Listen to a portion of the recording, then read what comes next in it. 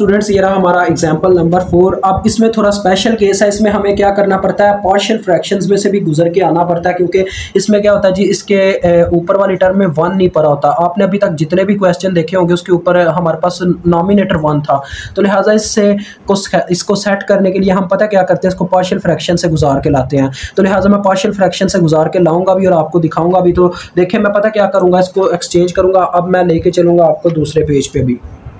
तो देखो स्टूडेंट्स, ये आपके सामने ये इक्वेशन जो थी हमारे पास, इसको मैं लेट कर लूँगा A, let this equation is equal to A over G. आपको पता ही है ये कैसे बाइनोमियल वो क्या नाम है पार्शियल करते हैं, 1 माइनस जी। हम इसके एलसीएम के साथ पूरी इक्वेशन को मल्टीप्लाई दे देंगे, तो ये हमारे पास आ जाएगा 8z plus 1 is equal to a into, ये देखो ये इसके साथ मल्टीप्लाई हो जाएगा 1 माइनस जी और बी के साथ जी मल्टीप्लाई हो जाएगा। ठीक है जी। अब मैं क्या करता हूँ, अब मैं जी वाले इकट्ठे कर लूँगा और कांस्टेंट अलहदा कर दूंगा। देखो ये बनेगा माइनस ए प्लस बी, माइनस ए प्लस बी होल में से जी कॉमन, क्योंकि देखो ये स्टूडेंट्स इसके साथ मल्टीप्लाई होकर माइनस ए जी दे देगा, वो प्लस बी जी होगा, जी दोनों में से कॉमन आया तो ये माइनस ए प्लस बी बन गया। आप चाहो तो अलग अलग करके देख लीजिएगा, और कांस्टेंट सिर्फ एक ही है ए। अब मैं करूँगा कंपेयर द कोफिशिएंट्स ऑफ जी। जी के कंपेयर करने का कोफिशिएंट मतलब है आपने राइट साइड वाले भी देखना, लेफ्ट साइड वाले भी देख के इक्वेशन बना लेनी है। वो क्या बनेगी, देखो जी के कोफिशिएंट यहाँ पे जी सिर्फ 8 के साथ है तो ये सिर्फ 8 आ जाएगा, और उधर जी किन के साथ है, माइनस ए प्लस बी के साथ। तो ये मेरे पास इक्वेशन नंबर 1 आ गई। अब मैं कंपेयर द कांस्टेंट टर्म्स करूंगा। कांस्टेंट टर्म्स में क्या है, सिर्फ यहाँ पे 1 कांस्टेंट है, इस साइड पे सिर्फ एक कांस्टेंट है, तो a की वैल्यू मुझे डायरेक्ट ही मिल गई, a इज इक्वल टू 1। अब मैं क्या करूंगा, यहाँ पे वैल्यू पुट करूंगा और b को मालूम कर लूंगा। यहाँ पे जब मैं 1 पुट करता हूँ स्टूडेंट्स, तो आपके सामने है मेरे पास क्या बन जाएगी ये equation, 8 is equal to -1 plus b, और b की क्या वैल्यू आ जाएगी, b की वैल्यू ये 1 उधर जाके जमा हो जाएगा, 9 आ जाएगी। तो मेरे पास देखो इक्वेशन बन गई। यहाँ पे अब मैं पुट करता हूँ, देखो a की वैल्यू 1 है, b की वैल्यू 9 है, तो ये मेरे पास बराबर आ जाएगा 1 ओवर जी प्लस 9 ओवर 1 माइनस जी, ये आ जाएगी। ठीक है, अब उसको वहां पे पुट करते हैं। ले जी, ये आ गए।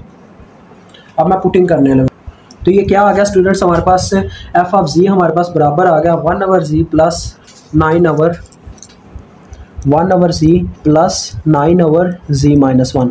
अब देखें इसमें देखा जाए तो 1 ओवर जी तो सिंपल टर्म है, इसको तो हम कुछ नहीं करेंगे, लेकिन 9 ओवर जी माइनस 1 को हल करेंगे। वो कैसे हल करेंगे ज़रा गौर करें। आपको पता ही है स्टूडेंट्स, इसको मैं अलग से करने लगा हूँ। 9 इसमें से कॉमन ले लिया तो हमारे पास ये क्या रह गया, 1 ओवर जी माइनस 1, ये चीज़ रहेगी ना।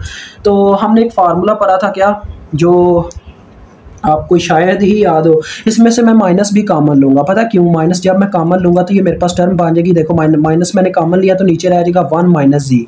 इन दोनों में से मैंने -1 कॉमन लिया जो कि ऊपर चला गया माइनस, ठीक है, और ये बन गया 1 माइनस जी। और आपने ये चीज़ पढ़ी थी कि 1 ओवर 1 माइनस जी किसके बराबर होता है जी, माइनस बाहर है, ये बराबर होता है हमारे पास 1 प्लस जी स्क्वायर प्लस जी क्यूब। ये हमारे पास लॉरेंट सीरीज से एक्सपेंड होता है, तो ये चीज़ बनती है। अब देखो ये माइनस इनके साइन चेंज करेगा और 9 भी हमारे पास मौजूद है, तो लिहाजा हम क्या करेंगे जी, एफ ऑफ जी की वैल्यू यहाँ पे अब पुट कर देंगे। देखो 1 ओवर जी साथ में शुरू में और प्लस, अब आगे आपने जो भी नंबर लिखना है उसको -9 से ज़रब देते जाना, क्योंकि 9 भी था और ये माइनस भी था, तो -9 से आपने इन नंबर को ज़रब देनी है। तो पहले आ जाएगा -9, फिर आ जाएगा -9z, फिर आ जाएगा -9z स्क्वायर, फिर आ जाएगा -9z cube plus so on.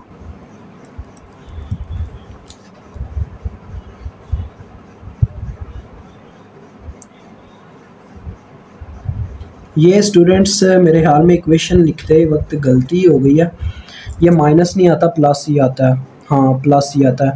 ये मुझसे ना इक्वेशन लिखते वक्त थोड़ी मिस्टेक हो रही है। ये देखो ये 1 माइनस, ये z माइनस 1 नहीं है, 1 माइनस जी ही था, हमने गलती से z माइनस 1 लिख दिया, 1 माइनस जी ही है ये, तो लिहाजा ये ठीक है टर्म, ये डायरेक्ट ही आती है, 1 माइनस जी डायरेक्ट ही है, तो डायरेक्ट मेरे पास प्लस में ही आ जाएगी। ठीक है, ये आंसर आपका वैसे ही ठीक है, तो ये प्लस में रहेगा, यानी कि 9 के साथ हम सबको मल्टीप्लाई दे देंगे। तो ये आपकी एग्जाम्पल नंबर 4 सॉल्व हो चुकी है। मुझे उम्मीद है आपको समझ आ गई होगी। अल्लाह हाफिज़, अस्सलाम वालेकुम।